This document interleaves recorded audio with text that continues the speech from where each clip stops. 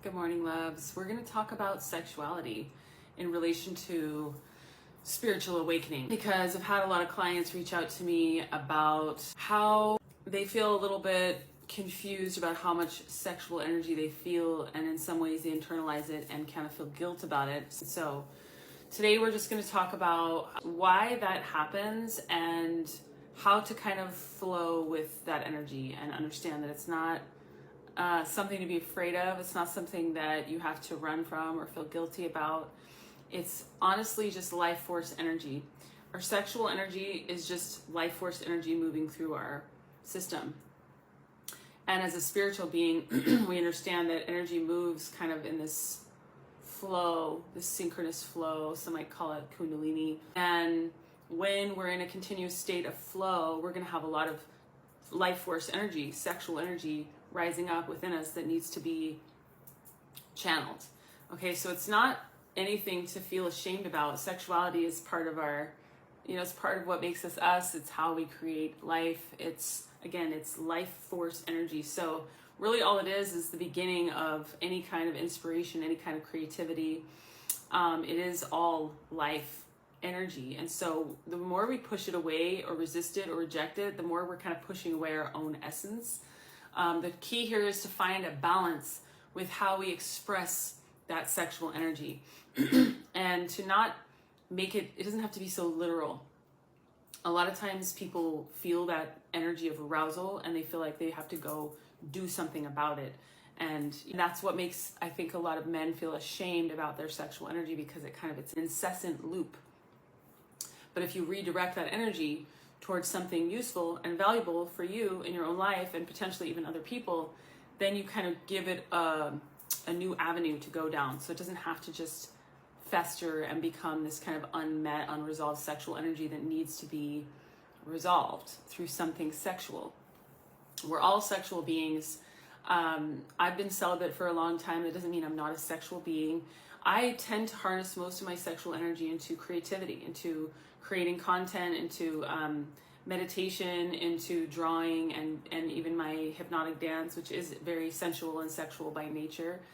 We are here to express our sexuality, but that does not mean that we are here to be sexual all the time. Expressing your sexuality and acting on them, are two different things. So that's kind of what I want to talk about today, is how it's very possible to carry this, for some that have a high libido, that have a lot of sexual energy, to have that kind of sexual energy and to not have it run your life and to not have it create a lot of negative patterns or negative self-talk or shame or guilt. It's possible to have all that same energy running through you and to harness it and use it towards something that will benefit you in the long run, like being really creative with it, creating art, music, poetry, writing a book, you know what I mean? Something that's gonna, I'm hearing, sustain you in the long run, but also keep you focused and disciplined. So this is where our power is. This is our power center. And when we plug into our power center, we have a lot of creative energy to utilize. So again, that creative energy might feel like sexual energy, and a lot of times we might just put a label on it. Oh, I'm aroused, I'm turned on, that's sexual energy. This is what I do with sexual energy. But what I'm inviting you to do is find a new relationship with that energy and recognize that, again, it really is just a life force energy moving through your body. A personal share from my own journey, and I feel like a lot of people would agree, spiritually, when I'm really plugged in to source and really tuned into all the energies around me, the flow that moves through my body does feel a lot like arousal. It's not, or it's a branch off of it. It's really just like a way of plugging into our body and flowing with the energy. So when we resist this process, we're actually kind of resisting our higher energies, because we're resisting, it's a godlike presence that moves through us. Again, it's what we do with that energy that matters, not so much that it's happening. The fact that it happens is natural, it's healthy, and it's part of the ascension process. I've been guided more and more to start speaking to this because, like I said, I've had a few people reach out to me, especially men, and I feel like it's important for us all to understand that this overpowering sexual energy that some people might be feeling is actually trying to open the door to something new that they might not understand yet, because they're still labeling it and kind of maybe even dismissing it or pushing it away. So I'm going to invite you to just close your eyes and take a few deep breaths, tap into your center, ground into the earth, and just tell your sexual energy that you love it, that you honor it, that you understand that it's sacred, that it's part of you, that it's biological, that it's not something there to torture you. It's not something to be ashamed of. Okay, again, it's the sexual energy is part of being human. It's part of our makeup. It's biological. And thus, it is God energy. It is when we slap a label on it or utilize it in a destructive way that it gets a bad name. It's just like anything else, okay? Sexual energy can be transmuted into, like I said, art, creativity, spiritual gifts. It can be channeled into energy to use, just like anxiety or anything else that gets your heart pumping. Channel it, okay? Don't let it control your life. You can harness it and use it as fuel for something that matters to you. It's all about spinning it, redirecting that energy. And again, there's nothing to be ashamed of either way. Some of you guys are religious that are watching this. You don't believe in having intercourse with anybody until you're married. Regardless, sex isn't a sin, okay? Sex is not a sin. It is part of it's how we create life on this earth. So healing our relationship with sex, healing our relationship with our sexuality, those of us who've been sexually abused, and I will go ahead and just admit that I am one of them. Having a healthy relationship with our sexuality can be difficult because there's a lot of judgment from the world around us. There's a lot of shame being placed on us by other people. Some of it we took on oftentimes as children without even realizing it, even if we weren't raised in religious households.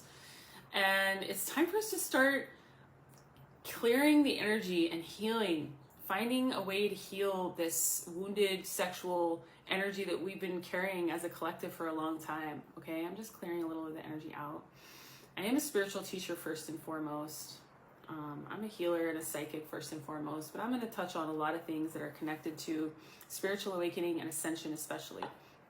So if you've been having a lot more sexual activity and you're judging it, know that A, it's probably a really powerful sign that you're awakening to deeper levels of yourself, your consciousness, and to God energy. B, it's a good sign that you've unblocked some kind of blockages in your chakra system. So it's actually showing you that there's a flow state happening. It's nothing to be ashamed of. It's nothing to push down. Again, it's all about how you utilize that flow. If you feel like you're constantly battling with it, then obviously you need to find a way to redirect, create a new relationship with your sexuality, and then harness it into a flow that's actually going to benefit you and hopefully the entire planet as well, if you're doing the kind of work that I think you're going to be doing, because a lot of you guys are light workers and healers like me. If you want help working with your chi, your life force energy, your sexuality, learning about it, healing, these are things that I can help you with in my longer, deeper dive coaching sessions, my coaching packages. Go to my website, sacredmuseproject.com, to learn more. You can also reach out to me through my website or through the email on there to ask questions respectfully. And if it feels like a good match, I'd love to work with you and help you work through whatever blockages might be holding you back, help you harness that energy, help you get some discipline around it, help you get some clarity and peace around it so it doesn't feel like it's something that's running your life or that you're running from, because a lot of times we run.